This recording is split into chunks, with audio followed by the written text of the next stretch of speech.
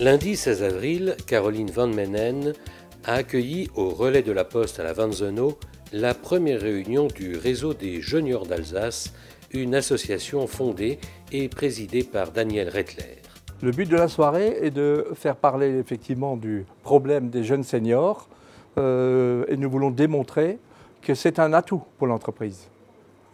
Et nous savons que depuis maintenant de nombreuses années, les personnes de plus de 45 ans sont facilement remerciées dans les entreprises et se retrouvent au chômage et 3 ans après au RSA. Donc c'est le seul pays au monde qui fait ça. On sort les anciens et nous voulons lutter contre ça et redonner, je dirais, une autre image aux jeunes seniors. Créée en janvier 2012, l'association Le Réseau des Juniors d'Alsace a pour finalité de favoriser et de promouvoir l'employabilité des jeunes seniors à travers le partage d'informations, de conseils et la constitution de réseaux d'entraide et de recommandations. Les jeunes seniors, renommés les juniors, une nouvelle terminologie inventée par Daniel Rettler. Ce terme désigne les plus de 45 ans dans le monde des entreprises. Je suis jeune senior, je recherche une activité effectivement et je me suis investi dans cette association parce que je pense que les seniors ont des choses à dire. Ils ont des choses peut-être plutôt à prouver, mais des choses à dire. Et je crois qu'ils ont une place dans la société. Je sais qu'il y a des jeunes seniors qui créent toujours leur entreprise. On peut créer son entreprise à 45 ans, à 50 ans. On peut s'investir dans une nouvelle carrière. D'ailleurs, aujourd'hui, il faut savoir se remettre en cause et s'investir dans une nouvelle carrière. Écoutez, je pense qu'on est là ce soir pour en parler et pour parler de cette problématique et pour convaincre les entrepreneurs, les décideurs, les chefs d'entreprise, les cadres, que les seniors, on peut avancer avec eux, qui sont extrêmement motivés. Étaient présents une centaine de personnes pour écouter les deux invités de la soirée, Vincent Fröhlicher, directeur général de l'Adira à Strasbourg, et Eric Senet, Flams, Noy, Vasawok, 231 E Street, témoigner et débattre sur la place des juniors dans les entreprises.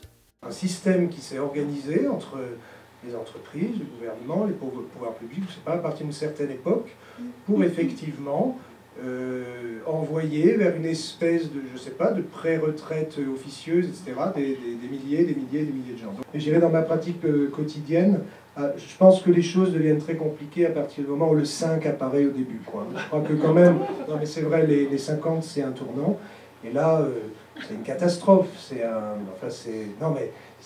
drame humain, je veux dire, je rencontre des gens qui ont du coup maintenant mon âge, quoi. J'ai en face de moi des gens qui sont des mois comme ça, et qui sont en pleine possession de leurs moyens, qui ont la pêche, qui ont plein d'idées, qui ont plein de choses, qui ont encore des enfants qui font des études, enfin je vous passe, puis tout le monde connaît, et qui me disent parfois au bout d'un moment, quand j'ai épuisé mes bonnes paroles, qui me disent « Mais monsieur Fröhlicher, moi j'ai déjà fait 500 CV, 45 entrevues, tout ce que vous voulez, je pense que je ne retrouverai jamais de travail. » Ce que je veux ajouter, c'est que si c'est difficile pour les jeunes, si c'est difficile pour les vieux, si c'est difficile pour les femmes, si c'est difficile pour les handicapés, c'est aussi parce que c'est difficile pour les entreprises.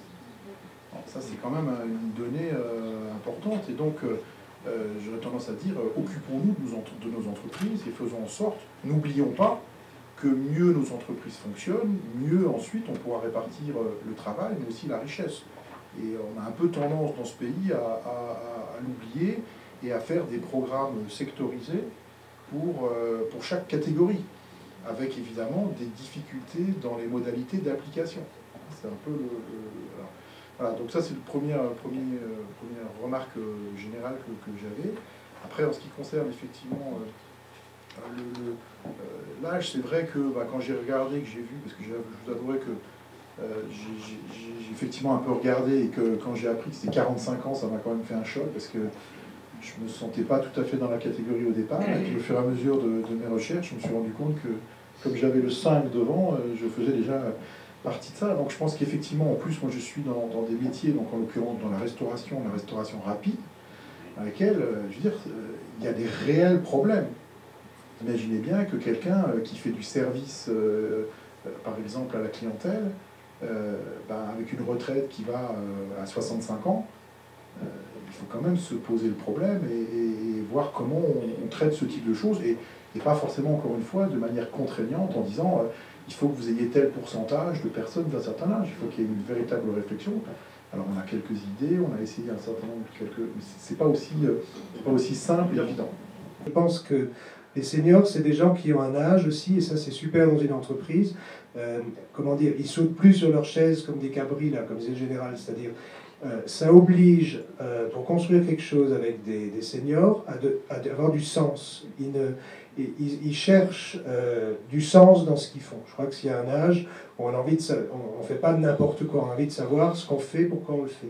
Placer le débat des seniors sur le plan, je dirais, entre guillemets, du lien, de la transmission, de la génération, etc., c'est assez dangereux parce que c'est des choses qui vont se faire dans l'entreprise quand ça va bien et qui vont s'arrêter quand ça va mal. Autrement dit, je préfère qu'on raisonne en disant à quoi le junior est vraiment utile, parce qu'une fois qu'on a défini ça, eh ben, je veux dire, on le garde. Alors que quand on dit simplement, bah, on va, entre guillemets, lui faire la charité, je ne sais pas ce qu'il a dit, Vincent, mais ça peut devenir ça, très vite, en disant, faisons une place à nos vieux, machin, etc. Je pense que c'est sympa, mais que ça ne sera jamais aussi solide. Tu sais, ça me fait un peu penser aux gens qui parlent de développement durable ou de choses comme ça, et puis qui ne le fondent pas sur le résultat économique. C'est-à-dire qu'il ne faut pas oublier qu'une entreprise, ce n'est pas un club de vacances. Une entreprise, c'est là pour faire du résultat, pour créer de la richesse, et ensuite, cette richesse, bah, plus elle sera grande, plus elle sera partagée. Voilà, donc je pense que ça, on en parlait tout à l'heure, c'est quelque chose que peut-être souvent les chefs d'entreprise n'osent pas assumer, en disant c'est le seul lieu où on crée de la richesse. Quelque part, c'est devenu normal. La personne de plus de 50 ans, elle est quand même précarisée, elle est plongée dans un système anxiogène, et c'est devenu normal.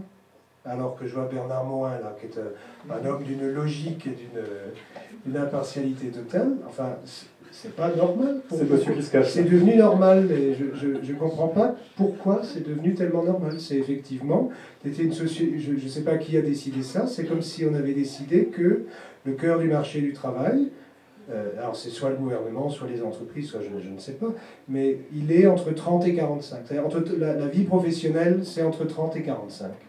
Ce qui est incroyable quand on est normalement censé travailler 40 ou plus de 40. Ça ne peut pas marcher. Mais c'est devenu normal. Il y a probablement quelque chose à faire en termes d'anticipation, donc par des formations, et puis après, sur certains problèmes qui peuvent relever d'une certaine pénibilité, ou de problèmes de santé, etc., il y a aussi des adaptations effectivement à prévoir. Mais dans mon cas, ça n'a jamais été des choses qui soient vraiment incapacitantes, qui empêchent le travail, quoi. Pour l'instant, je crois que ce n'est pas encore rentré dans les entreprises. C'est-à-dire qu'il y a des réflexions qui existent, hein, mais il n'y a pas encore, enfin, c'est encore ressenti comme un système de contrainte. En disant, attends, il faut absolument que j'ai un plan, parce qu'à partir du 1er juillet, je vais pouvoir me faire effectivement contrôler sur ce plan. Donc, qu'est-ce que j'ai mis en place concernant effectivement la problématique de pénibilité. Donc, on est bien dans quelque chose qui est un petit peu subi, plutôt que dans une recherche et dans une démarche proactive. Voilà, c'est ça. Je pense que les gens de 50 ans, de 45 ans, de 55 ans, et on pourrait le démontrer par des exemples innombrables, sont des gens qui sont encore tout aussi énergiques, performants, qui ont l'expérience, ce n'est pas la seule chose, mais qui ont l'expérience de cette énergie, précisément, de l'énergie qu'il faut déployer pour réussir, pour être efficace dans son travail. 6 semaines ont été nécessaires pour organiser cette toute première rencontre, dont le récit circonstanciel de mise en œuvre a commencé via Facebook, où les principaux protagonistes de la soirée se sont d'abord virtuellement rencontrés. Donc j'interviens aujourd'hui pour mettre en avant l'association Les Juniors d'Alsace, donc pour promouvoir l'employabilité des jeunes seniors après 45 ans, pour montrer la force d'embaucher des jeunes seniors compétents avec un vrai savoir-faire. Donc j'ai réuni plusieurs partenaires, on en a 26 qui sont associés à ce projet pour promouvoir cette association. La grande richesse d'une entreprise se trouve dans l'émulation entre la jeunesse et l'expérience, avec pour point commun le challenge de la réussite. Pour nous, les valeurs humaines qui participent tels la fierté d'y apporter son savoir-faire et le bonheur de les partager sont primordiales. Ne laissons pas ces juniors sur la touche alors qu'ils peuvent apporter expérience et compétences au sein d'une entreprise.